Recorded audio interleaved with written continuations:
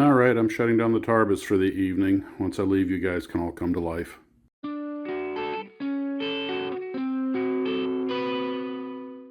Well, hello, Glue Troopers. Max and Max's Models here. Hope everybody's doing well.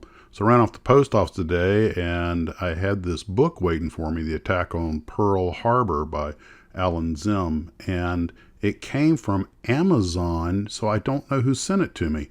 So whoever gifted that to me, please take a bow in the comments or shoot me an email at maxismodels@yahoo.com, and thank you very much. I look forward to reading it.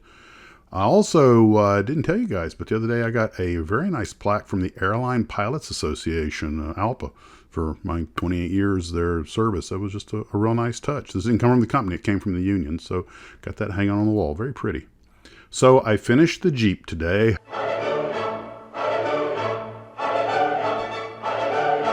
And fortunately, as I was finishing it up, I made one little mistake that was easy to fix. I grabbed the wrong clear coat and coated it in pearl.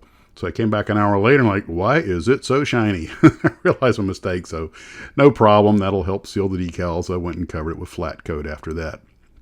Well, as I was finishing up the Jeep, the windshield, I noticed one of the windshield wipers had broken in half and popped loose.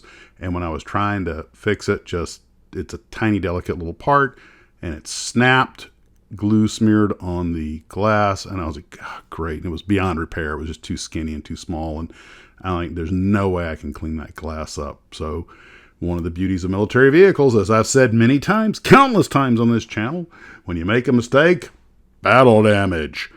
And I was, in my mind, as I was sort of seeing James Caan's escape from the Germans in A Bridge Too Far, and that was sort of what was rolling through my mind. So I put 5 or 6 bullet holes in the Jeep, a few through the windshield, one which, of course, shot off one of the windshield wipers, and one through the Pioneer tools, the shovel, one through the side of the Jeep. And I had them, and if you notice, I have them going through at an angle, so they're not going right. They're going from the driver's perspective, left to right.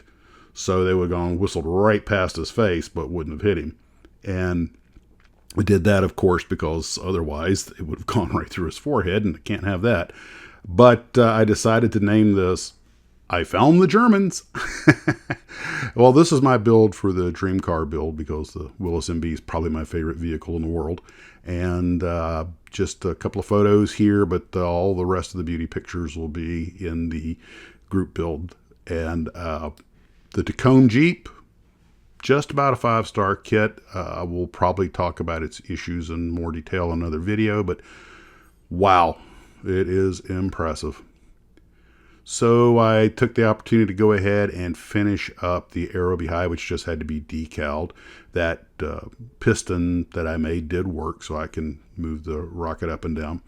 The decal is a little old and left a little browning, but I didn't care. This was a fun build, and I still like the way it looks. Not sure where I'm going to put it, but I really like that kit. If I ever get another one, I'll do a few things a little bit different. There's about a dozen paint schemes for this thing because it was a test rocket, so they painted a lot of them different. I went with a pretty basic white with a couple of olive drab fins with numbers on them each side, which is, I think, more or less the paint scheme that is on the box. So I dragged the Hellcat out after that and started working on it just a little bit. I started pre-painting a lot of stuff on it, and I noticed that this would be a good opportunity with this wing to show you the actual color of the plastic on the left versus the navy blue paint on the right, the AS8. So if you were a kid back in the 70s who bought this kit, you could build it, and if you're like me, didn't have 2 nickels to rub together, didn't have money for paint, it would look good because it was pretty close to molded in color, which is nice. So I won't be doing much model building tomorrow because I have to finish getting ready for the live stream.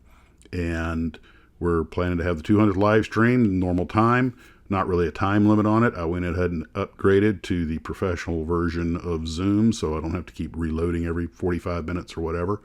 So this will be our first live stream using the real Zoom. So maybe I can get Ken and Steve and Scott and myself, all of us in together with our headsets on, and so you guys can actually see us while we're talking, if that's something that doesn't just terrify you. And well, I better get back to work on it. I got a lot of work ahead of me. You guys, I hope you had a wonderful day of model building. We'll see you at the live stream, and as always, Model on.